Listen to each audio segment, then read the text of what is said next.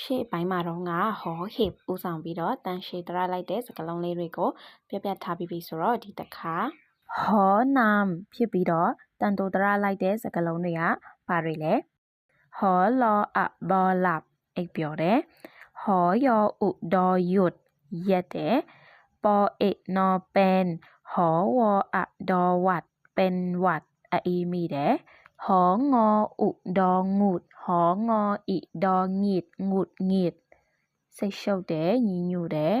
ဖောအိုမောผมหองออกองอกผมงอกสปินผิวหอนออะกอหนักลีแด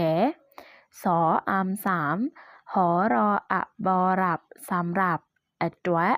နောက်ဗီဒီယိုမှာမိုက်เอกနဲ့တွဲတဲ့စကားလုံးလေးတွေကြည့်ပါမယ်